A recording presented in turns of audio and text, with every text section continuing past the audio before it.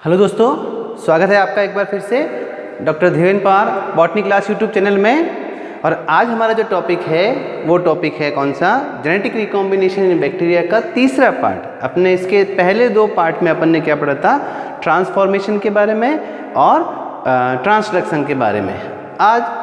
और नेक्स्ट आज का जो टॉपिक हमारा वो जो इसका जो तीसरा पार्ट है या जो बैक्टीरिया के अंदर जेनेटिक रिकॉम्बिनेशन का जो मोड बताए थे अपन ने, उसमें से जो तीसरा मोड है वो कौन सा पढ़ेंगे आज, conjugation in bacteria and it's molecular mechanism. यानी कि कॉन्जुगेशन क्या है, संयुग्मन, हिंदी में इसको बोलेंगे अपन संयुग्मन। तो जीवाणुओं के अंदर संयुग्मन या कॉन्जुगेशन इन बैक्टीरिया और इसकी आणविक क्रियाविधि क्या है, मॉलिक्यूलर मैकेनिज्म क्या है। तो इसको समझने से पहले अपन इसका इंट्रोडक्शन समझते हैं, इसकी हिस्ट्री समझते हैं कि ये जो कॉन्जुगेशन का कंसेप्ट है ये कंसेप्ट कहाँ से आया और किसने इस कंसेप्ट को दिया हमारे सामने, ठीक है ना। तो डिस्कवरी ऑफ कॉन्जुगेशन की अगर अपन बात करें, जो साइंटिस्ट जिन्होंने ट्रांसफॉर्मेशन के ऊपर भी काम किया था, इसमें से मेन है जोशुआ लैडरबर्ग और एक और साइंटिस्ट कौन, एडवर्ड टॉटम। 1946 के अंदर जब ये इस्चरेशिया कोलाई नामक बैक्टीरिया के ऊपर काम कर रहे थे, तो वहाँ उन्होंने देखा कि इन बैक्टीरिया के कुछ म्यूटेंट फॉर्म होते हैं जिनको अपन स्ट्रेन बोलते हैं, अलग अलग स्ट्रेन बोलते हैं। तो यहाँ थोड़ा सा अपन इसको डिटेल में समझने की कोशिश करेंगे, क्योंकि जब तक अपना कंसेप्ट क्लियर नहीं होगा अपन पूरा मेथड या पूरी जो आगे का प्रोसेस उसको समझ नहीं पाएंगे। म्यूटेंट किसको बोलते हैं अपन, पहले तो उत्परिवर्तित रूप है ना, यानी जिसमें किसी न किसी म्यूटेशन की वजह से या तो किसी जीन का डुप्लीकेशन हो गया है या डिलीशन हो गया है या इन्वर्जन हो गया है या और कोई ऐसा चीज़ हुआ जिससे उसमें जेनेटिक फेरबदल हुआ है। तो नॉर्मली अपन जो स्ट्रेन्स की बात कर रहे हैं इसमें म्यूटेंट रूप वो रूप है, ठीक है ना। यहाँ अगर इस जो इन्होंने प्रयोग किया था उसमें जिन्होंने जो कोलाई बैक्टीरिया लिया, इकोलाई बैक्टीरिया, उसके जो दो स्ट्रेन्स थे वो कौन से थे, म्यूटेंट तो थे लेकिन कौन से म्यूटेंट थे, ऑटोट्रॉफ म्यूटेंट। अब ऑटोट्रॉफ किसको बोलते हैं अपन, ठीक है ना, और वाइल्ड टाइप या प्रोटोट्रॉफ किसको बोलते हैं। ऑटोट्रॉफ का मतलब है कि ऐसे बैक्टीरिया जो कुछ विशेष प्रकार के एमिनो एसिड का निर्माण नहीं कर पाते हैं, ठीक है। नॉर्मली अपन देखते हैं कि सभी प्रकार के एसेंशियल जो अमीनो एसिड्स हैं उनका इन विवो क्या हो जाता है, अपने आप या इन सिटू जो है उनका निर्माण होता रहता है, यानी कि सेल के अंदर ही होता है। लेकिन ऑटोट्रॉफ क्या होते हैं, ऐसे म्यूटेंट फॉर्म जो कुछ अमीनो एसिड का निर्माण स्वयं नहीं कर सकते, इसीलिए उनको आर्टिफिशियल माध्यम पर जब कभी भी अपन ग्रो करते हैं, लैब में ग्रो करते हैं उनको न्यूट्रिएंट मीडिया के ऊपर, तो अपन को बाहर से एडिशनली अपन को वो अमीनो एसिड मिलाने पड़ते हैं जिसके बिना वो बैक्टीरिया जो है वो ग्रो नहीं कर पाएंगे। तो ऐसे बैक्टीरिया क्या कहलाएंगे, ऑटोट्रॉफ कहलाएंगे। तो उन्होंने इस्चरेशिया कोलाई के दो ऑटोट्रॉफ लिए, दो स्ट्रेन लिए, स्ट्रेन ए और स्ट्रेन बी। स्ट्रेन ए जो था उस स्ट्रेन ए के अंदर कौन कौन से, मीथियोनिन और बायोटिन तो कैसे थे, म्यूटेंट फॉर्म में थे, यानी कि जो मीथियोनिन और बायोटिन जो था वो बैक्टीरिया स्वयं नहीं बना सकता, लेकिन थ्रियोनिन, ल्यूटिन और थायमिन ये तीनों जो है वो अमीनो एसिड जो है वो बैक्टीरिया स्वयं बना सकता है। इसी तरह से जो इसका दूसरा स्ट्रेन था, बी स्ट्रेन, उसमें मीथियोनिन और बायोटिन तो बना सकता है लेकिन थ्रियोनिन, ल्यूटिन और थायमिन वो नहीं बना सकता। तो उन्होंने एक प्रयोग किया, उन्होंने 3 सेटअप लगाए। 3 सेटअप में से पहला सेटअप जो था उसमें उन्होंने क्या किया कि स्ट्रेन ए को मिनिमल मीडियम के ऊपर, अब मिनिमल मीडियम फिर एक नाम आया, मिनिमल मीडियम क्या है, मिनिमल मीडियम वो है जिस मीडियम के अंदर हम आर्टिफिशियल रूप से, कृत्रिम रूप से अमीनो एसिड को नहीं मिलाते हैं, बाहर से अमीनो एसिड को नहीं मिलाते हैं। तो पहले सेटअप के अंदर तो क्या रखा उन्होंने, इकोलाई का ए स्ट्रेन रखा मिनिमल मीडियम के ऊपर। इसी तरह से दूसरे सेटअप के अंदर उन्होंने स्ट्रेन बी को रखा, वो भी मिनिमल मीडियम के ऊपर।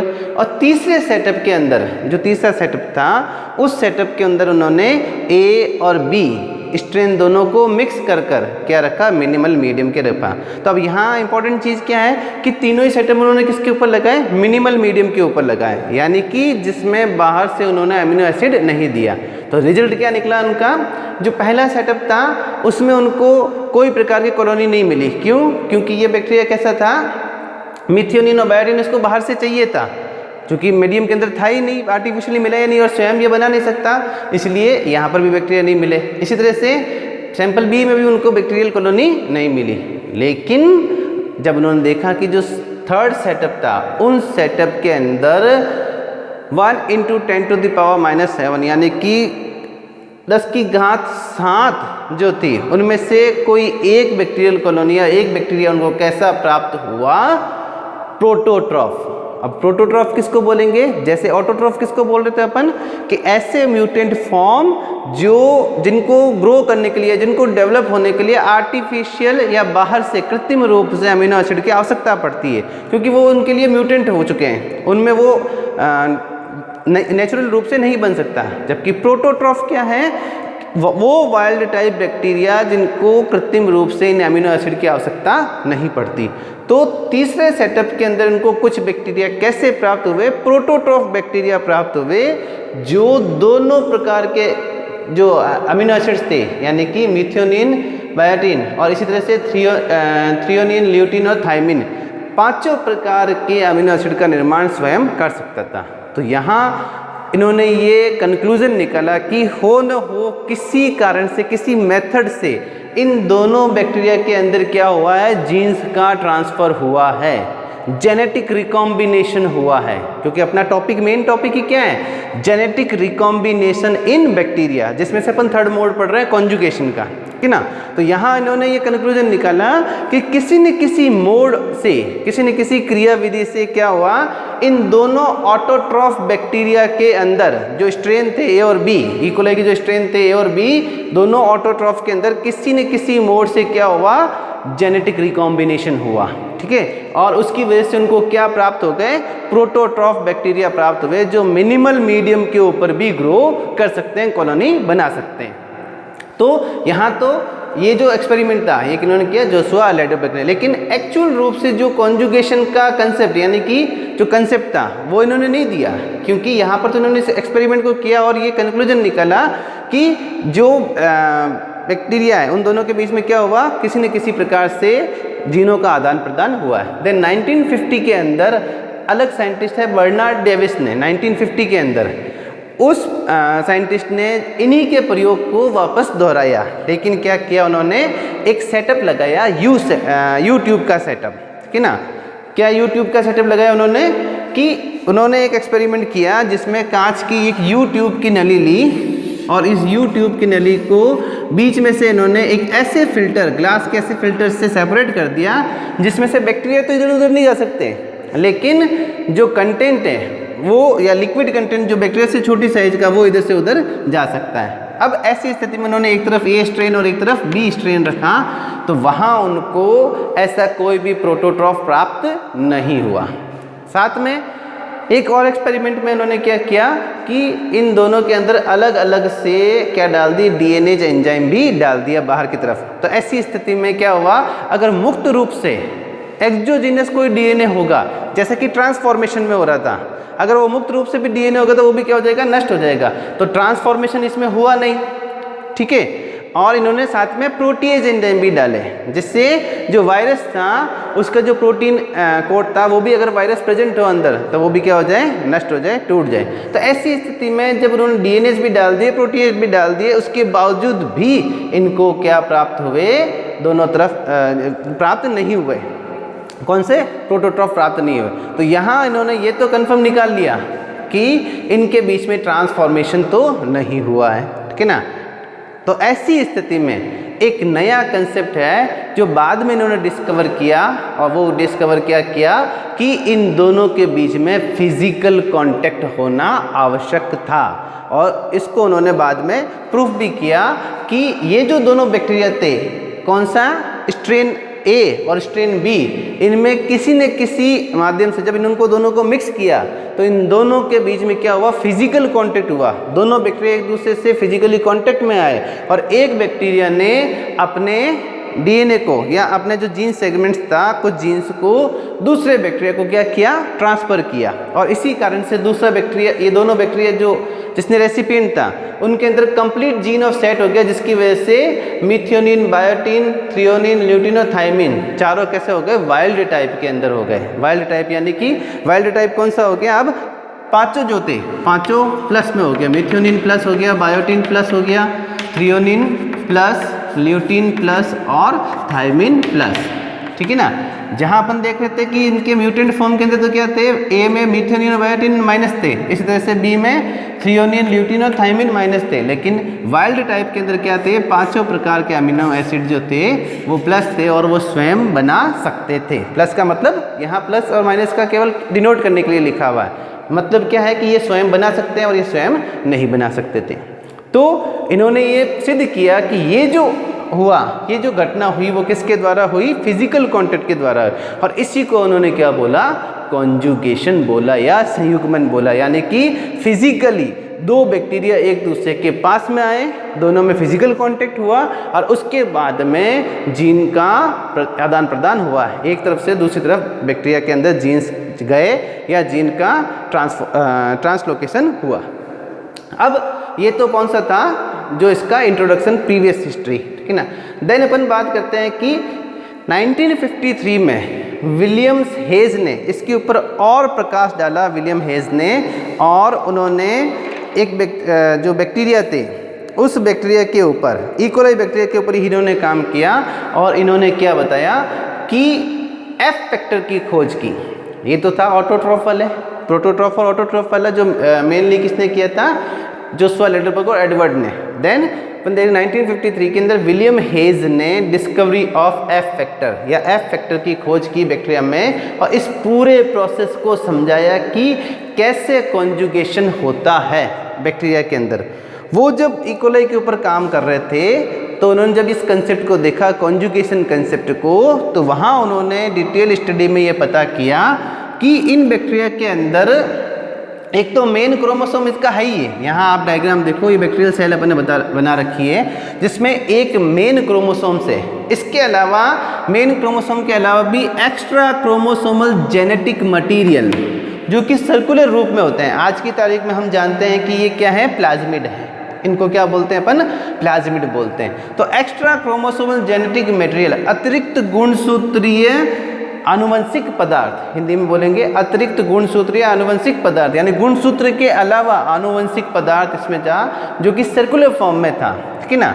और जिस कोशिका के अंदर, जिस बैक्टीरिया के अंदर ये था वो कैसी थी, एफ, इनको उन्होंने क्या नाम दिया, एफ प्लाज्मिड नाम दिया, और जिनके अंदर था उनको क्या नाम दिया, एफ पॉजिटिव, यानी कि डोनर सेल।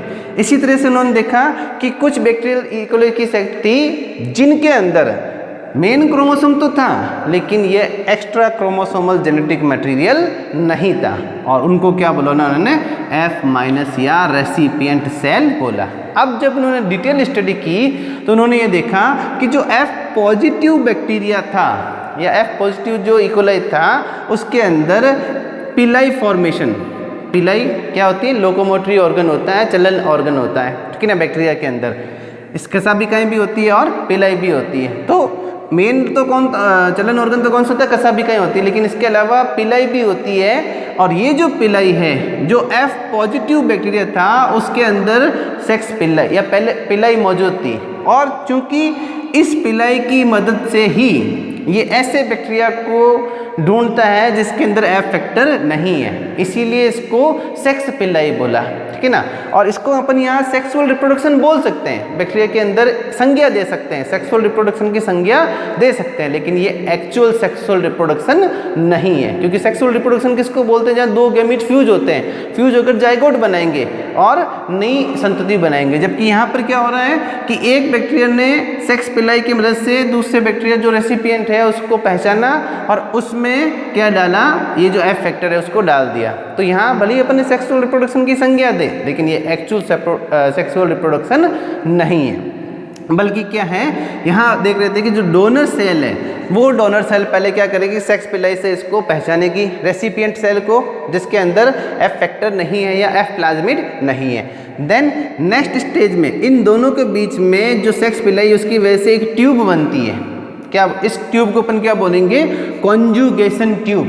ये जो ट्यूब है वो ट्यूब क्या कहलाएगी, कॉन्जुगेशन ट्यूब कहलाएगी। और उसके बाद में ये दोनों बैक्टीरिया जो है एक दूसरे से नज़दीक आकर फिजिकल कांटेक्ट करते हैं। दोनों के बीच की जो सेल वॉल और प्लाज्मा मेम्ब्रेन है वो डिसॉल्व हो जाती है या वहाँ पर छेद बन जाता है, ठीक है ना। और नेक्स्ट स्टेज के अंदर ये जो एक्स्ट्रा क्रोमोसोमल जेनेटिक मटेरियल है, ये एक्स्ट्रा क्रोमोसोमल जेनेटिक मटेरियल की एक खासियत है, क्योंकि ये सर्कुलर फॉर्म में मिलता है और इसको अपन एक्स्ट्रा क्रोमोसोमल जेनेटिक मटेरियल बोल रहे हैं। जेनेटिक मटेरियल, इसकी एक खासियत क्या है कि ये अपनी प्रतिकृति स्वयं बना सकता है। इसके अलावा यानी कि मेन क्रोमोसोम जो है बैक्टीरिया का, उस मेन क्रोमोसोम के अतिरिक्त ये स्वयं की कॉपी स्वयं बना सकता है। तो ऐसी स्थिति में क्या हुआ, नेक्स्ट स्टेप में क्या करेगा कि ये जो डबल स्ट्रैंडेड डीएनए है, सर्कुलर डीएनए है एफ प्लाज्मिड, इसमें से एक कॉपी जो है, एक स्ट्रैंड जो है वो एक स्ट्रैंड किस में जाएगा, रेसिपिएंट सेल के अंदर जाएगा। किसके द्वारा, ये जो कॉन्जुगेशन ट्यूब बनी, दोनों के बीच में फिजिकल कांटेक्ट बना, उसके द्वारा। और ये जो सारा कार्य अभी अपन मॉलिक्यूलर मैकेनिज्म में पढ़ेंगे इसको कि कैसे ये सारा कार्य होता है। यहाँ कुछ प्रोटीन चैनल्स होते हैं जो इस काम को फैसिलिटेट करते हैं, ठीक है ना। और इन प्रोटीन चैनल्स के द्वारा ये क्या करेगा, इसकी एक कॉपी किस में चली जाएगी, रेसिपिएंट सेल के अंदर चली जाएगी और दूसरी कॉपी इसके अंदर ही रह जाएगी। अब कुछ समय बाद में क्या होगा, क्योंकि ये कैसा है, ऑटो रेप्लिकेशन है, दोनों में ऑटो रेप्लिकेशन मिलता है, ओरिजिन ऑफ रेप्लिकेशन खुद में है। तो ऐसी स्थिति में दोनों ही के अंदर सिंगल स्ट्रैंड था, वो अपनी स्वयं की कॉपी बनाकर वापस क्या बन जाएगा, सर्कुलर डबल स्ट्रैंडेड डीएनए बन जाएगा। तो अब चूंकि एक एफ फैक्टर इसमें भी हो गया और जो रेसिपिएंट सेल थी उसमें भी एफ फैक्टर हो गया, तो एफ फैक्टर होने की वजह से उसके ऊपर भी क्या बन जाएगी, सेक्स पिलाई बन जाएगी। और जो अभी तक एफ निगेटिव था वो अब कैसा बन गया, एफ पॉजिटिव बन गया, एफ पॉजिटिव बैक्टीरिया बन गया। तो ये जो प्रोसेस है, इस पूरे प्रोसेस को क्या बोलेंगे अपन, conjugation in bacteria, conjugation in bacteria, ठीक है ना। तो ये तो था नॉर्मल कॉन्जुगेशन, ठीक है ना। देन HFR स्ट्रेन क्या है, ये तो था नॉर्मल कॉन्जुगेशन, ठीक है ना, जिसको बाद में किसने समझाया था, विलियम हेज ने समझाया था।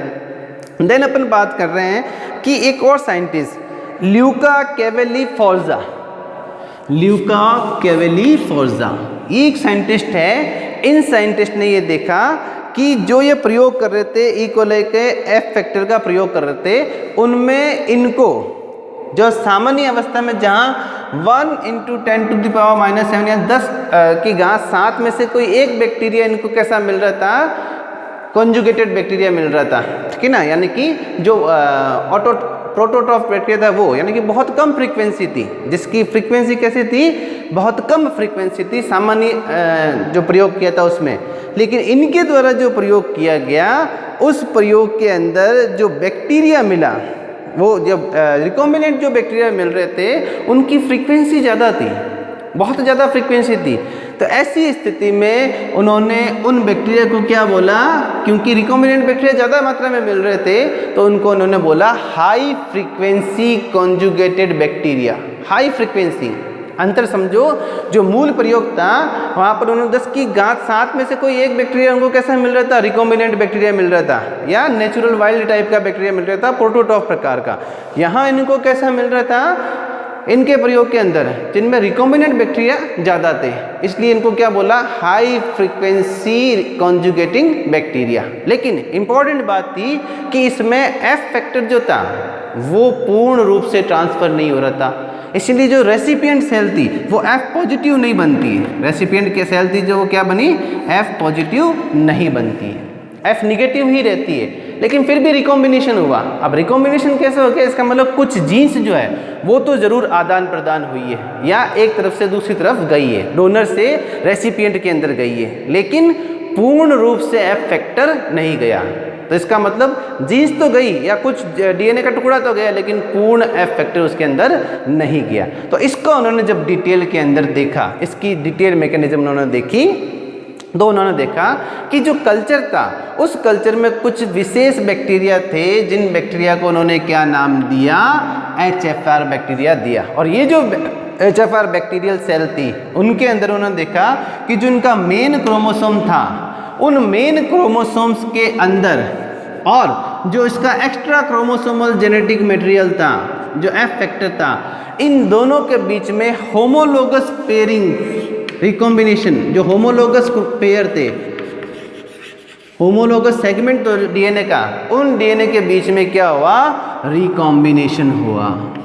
और ऐसी स्थिति में कई बार जो एक्स्ट्रा क्रोमोसोमल जेनेटिक मटेरियल जो है, वो एक्स्ट्रा क्रोमोसोमल जेनेटिक मटेरियल इसके साथ में जुड़ा हुआ रहता है। किसके साथ में, मेन क्रोमोसोम के साथ में। तो ऐसी स्थिति में उसको क्या बोला उन्होंने, एपिसोम। जब मेन क्रोमोसोम के साथ में जुड़ा हुआ रहता है एफ फैक्टर, तो उसको क्या बोलते हैं अपन, एपिसोम बोलते हैं। तो यहाँ अपन देखो, ये तो है मेन क्रोमोसोम, ठीक है। क्या हुआ, यहाँ इसको थोड़ा सा बड़ा करके दिखाया हुआ है, एनलार्ज कर। तो यहाँ देखो दोनों के बीच में रिकॉम्बिनेशन हुआ, एफ फैक्टर के बीच में और यहाँ पर, और रिकॉम्बिनेशन होने की वजह से अब जो इसके अंदर क्रोमोसोम बना, उस क्रोमोसोम के साथ में एफ फैक्टर जुड़ा हुआ है। यहाँ डार्क कलर में देखो आप, एफ फैक्टर क्या है, जुड़ा हुआ एफ फैक्टर है। तो इस प्रकार के क्रोमोसोम को बैक्टीरिया के, जिसमें एक्स्ट्रा क्रोमोसोमल जेनेटिक मटेरियल जो है वो जुड़ा हुआ रहता है, उसको अपन क्या बोलेंगे, एपिसोम बोलेंगे। अब HFR सेल जो है वो तो क्या हो गई, डोनर सेल कहलाएगी, क्योंकि इसमें एफ फैक्टर मौजूद है। और रेसिपिएंट सेल, ये रेसिपिएंट सेल, इसमें केवल क्या है, नॉर्मल क्रोमोसोम है, कोई इसके अंदर एफ फैक्टर जुड़ा हुआ नहीं है। कॉन्जुगेशन क्या होगा, दोनों में फिजिकल क्या होगा, कांटेक्ट होगा। बिल्कुल जस्ट लाइक इस एक्सपेरिमेंट के तहत दोनों में क्या होगा, फिजिकल, क्योंकि ये एफ फैक्टर पॉजिटिव है। हालांकि है किस रूप में, ये एफ फैक्टर क्रोमोसोम से जुड़ा हुआ, इसलिए इसको एपिसोम बोल रहे हैं। तो ये तो एफ पॉजिटिव और ये एफ निगेटिव, यानी ये डोनर सेल और ये रेसिपिएंट सेल, दोनों के बीच में वही कॉन्जुगेशन ट्यूब बनेगी।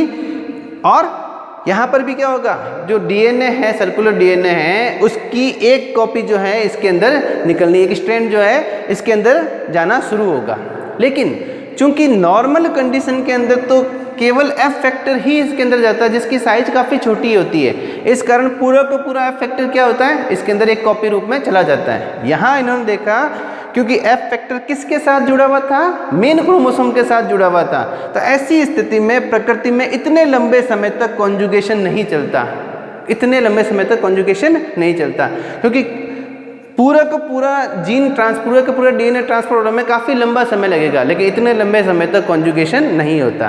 तो ऐसी स्थिति में केवल इसका कुछ पार्ट, एफ फैक्टर का कुछ पार्ट, या कई बार ये ऐसी जगह से, जिस जगह से जुड़ता है उस जगह से नहीं टूटकर उसके साइड से टूटता है। तो ऐसी स्थिति में जो डोनर बैक्टीरिया है, उस डोनर बैक्टीरिया से भी कुछ जीन सेगमेंट जो उसके मुख्य क्रोमोसोम के ऊपर होता है, मेन क्रोमोसोम के ऊपर, उस मेन क्रोमोसोम के जीन सेगमेंट को लेकर भी किसके अंदर चला जाता है, बैक्टीरियल जो रेसिपिएंट सेल है उसके अंदर चला जाता है। तो यहाँ आपने देखो दिखा रखा है, ये जो एफ फैक्टर है, ठीक है ना, ये एफ फैक्टर एक तो कैसा है, बिल्कुल गहरे रंग का अपने दिखा रखा है, और साथ में क्या है, हल्के रंग का खुद का डीएनए भी, किसका, मेन जो डोनर बैक्टीरिया उसके मेन क्रोमोसोम का डीएनए भी साथ में जुड़ा हुआ है, कुछ पार्ट इसका, और कुछ पार्ट इसका किसमें, एफ फैक्टर का इधर ही रह गया, यानी कि पूर्ण रूप से एफ फैक्टर नहीं गया है, बल्कि कुछ पार्ट एफ फैक्टर का और कुछ पार्ट किसका है, डोनर सेल के मेन क्रोमोसोम का। तो अब यहाँ दो स्थिति बन सकती है अपनी,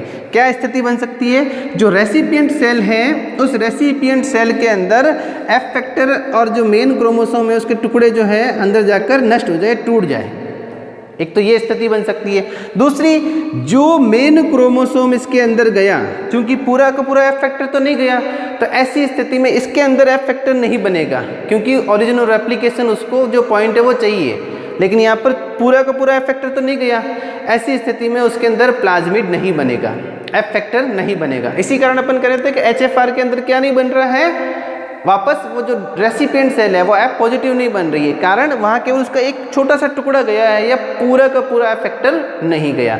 लेकिन इसके साथ साथ में जो मेन क्रोमोसोम के टुकड़े गए हैं डोनर सेल से जो मेन क्रोमोसोम के टुकड़े गए हैं या मेन डीएनए टुकड़े गए, ये रेसिपिएंट सेल के अंदर अपने होमोलोगस स्थान पर जाकर क्या करेगी, जुड़ जाएगी। जो इसके होमोलोगस सेगमेंट है वहाँ पर जाकर जुड़ जाएगी या जुड़ने की संभावना बढ़ जाएगी। तो ऐसी स्थिति में जो रेसिपिएंट सेल है वो सेल भी कैसी बन जाएगी, जिसमें नए जीन्स आए। जो जीन डोनर सेल के अंदर थे वो जीन इसके अंदर भी आ गए। इसी कारण इसको अपन क्या बोलते हैं, हॉरिजॉन्टल जीन ट्रांसफर बोलते हैं। जैसे एक तो होता है वर्टिकल जीन ट्रांसफर, जिसमें अपन देखते हैं बैक्टीरिया खुद बाइफिजन करता है तो 1 से 2 बैक्टीरिया बनते हैं, वो तो है वर्टिकल जीन ट्रांसफर।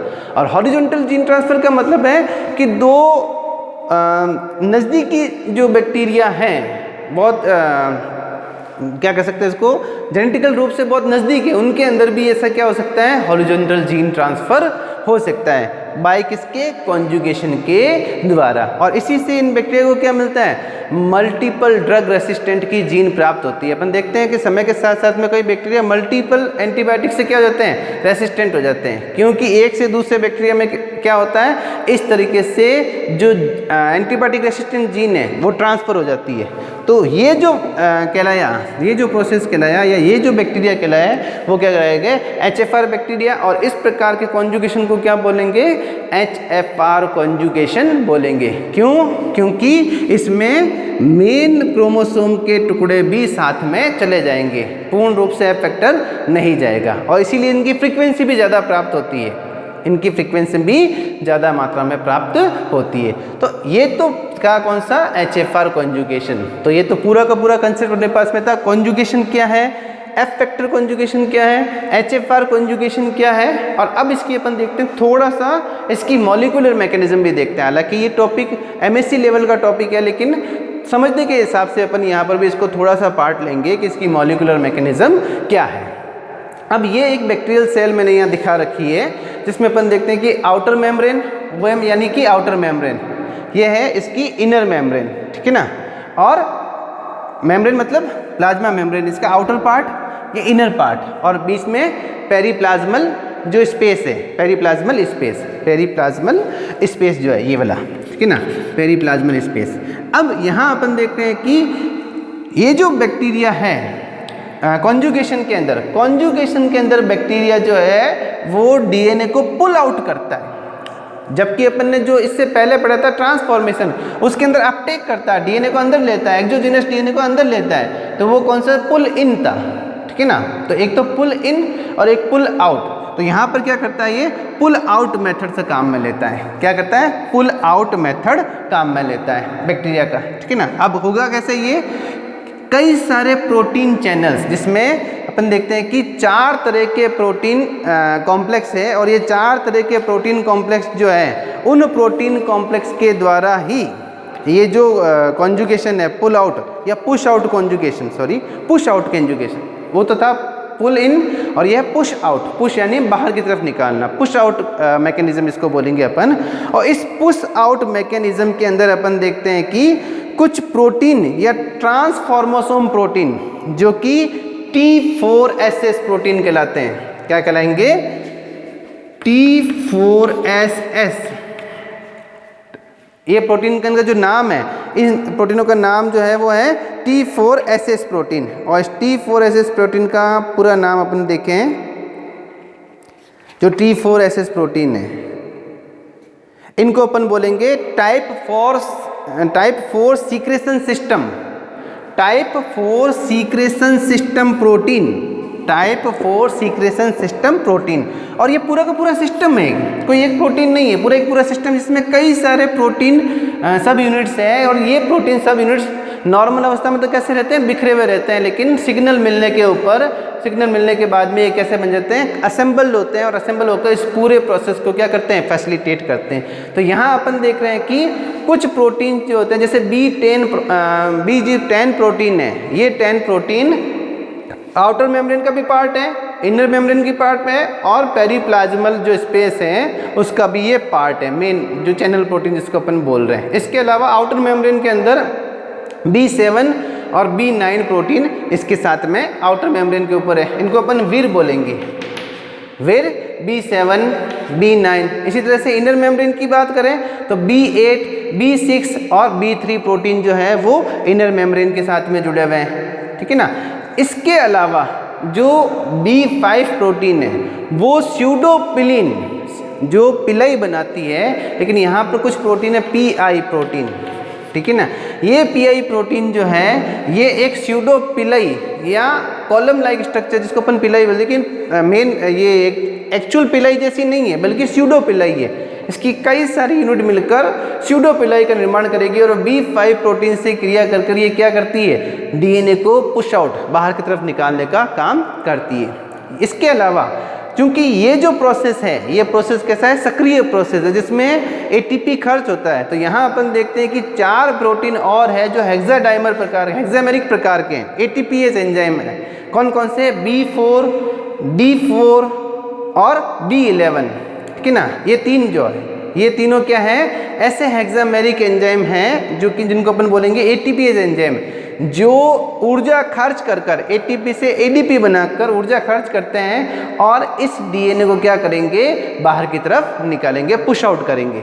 और इसके साथ में जो जुड़ा हुआ बैक्टीरिया, उस बैक्टीरिया को क्या करेंगे, ये उसको प्रदान करेंगे। यहाँ अपन देखते हैं कि डबल स्टैंडर्ड बैक्टीरिया से पहले क्या बनेगी, इसकी एक सिंगल स्टैंडर्ड कॉपी बनेगी या एक स्ट्रैंड निकलेगा और ये सिंगल स्टैंडर्ड DNA जो है ऊर्जा खर्च कर B4, D4 और B11 के द्वारा ऊर्जा खर्च होगी और बाकी सारे प्रोटीन क्या करेंगे, इसको फैसिलिटेट करेंगे और अल्टीमेटली ये जो सेक्स पिलाई बन रही है, कौन सी, स्यूडो पिलाई, इसके माध्यम से ये किस में डालेंगे, दूसरे बैक्टीरिया के अंदर इसको डालेंगे। इसीलिए इसको अपन क्या बोलते हैं, पुश आउट मैकेनिज्म बोलते हैं। तो एक सिंपल मैकेनिज्म समझाने की कोशिश की है। बड़ी क्लासेस में आप जाओगे या MSc लेवल का कभी अपन टॉपिक बनाएंगे, वीडियो बनाएंगे, इसमें इसको डिटेल से समझाएंगे कि इसकी मॉलिक्यूलर मैकेनिज्म डिटेल में क्या है।